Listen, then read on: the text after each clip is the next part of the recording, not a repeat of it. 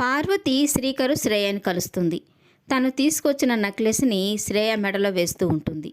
మీ అత్తగారి వాళ్ళు పట్టించుకోలేదు అన్న వాళ్ళకి ఈ నెక్లెస్తోనే సమాధానం చెప్పు శ్రేయ. మా అత్తయ్య గారు నాకు ఒంటి నిండా బంగారం చేస్తారని చెప్పు అని చెప్తూ ఉంటుంది.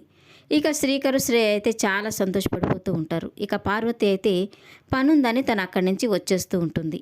ఇక నేరుగా తను కారు దగ్గరకు వచ్చేసరికి కారు దగ్గర దయాకర్ నిల్చుకొని ఉంటాడు. ఇక పార్వతి అయితే ఎవరు నువ్వు కారుకు అడ్డంగా నిల్చుకున్నావు, పక్కకు జరుగు అని తిడుతూ ఉంటుంది.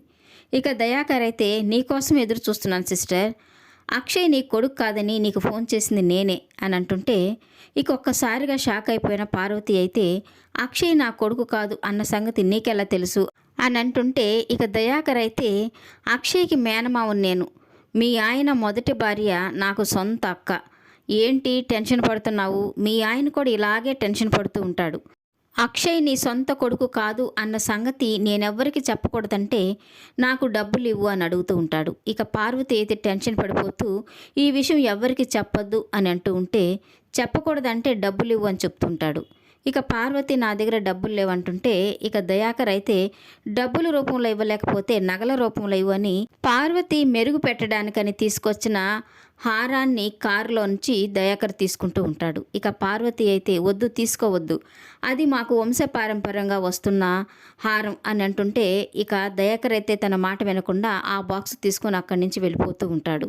అవన్నీ తన బెడ్రూమ్లోకి వచ్చేసరికి బెడ్ మీద జ్యువెలరీ బాక్స్ ఉంటుంది. ఇక దాన్ని ఓపెన్ చేసి చూసేసరికి అందులో హారం ఉంటుంది. ఇక దాన్ని చూడగానే అవని చాలా సంతోషపడుతూ ఆయనే నా కోసం తెచ్చింటారు అనుకొని ఆ నెక్లెస్ని వేసుకొని అద్దంలో చూసుకొని మురిసిపోతూ ఉంటుంది. ఇంతలో భానుమతి పల్లవి పార్వతిని తీసుకొచ్చి అవని వేసుకున్న నెక్లెస్ని చూడు అని చెప్తూ ఉంటారు. ఇక పార్వతి అయితే ఒక్కసారిగా షాక్ అయిపోతూ ఉంటుంది. మెరుగు పెట్టడానికని తీసుకెళ్ళని హారం నా చేతులోంచి దయాకర్ లాక్కెళ్ళాడు, ఇది అవని మెడలోకి ఎలా వచ్చింది అని అనుకుంటూ తన గదిలోకి వెళ్ళి ఈ హారం నీ మెడలోకి ఎలా వచ్చింది అని అడుగుతుంటే ఇక అవని అయితే మీ అబ్బాయి నాకు గిఫ్ట్గా తీసుకొచ్చి ఇచ్చాడు, ఎలా ఉంది అత్తయ్య ఈ హారం అని తనకి చూపిస్తూ ఉంటుంది. ఇక పార్వతి ఒక్కసారిగా షాక్ అయిపోతూ ఉంటుంది.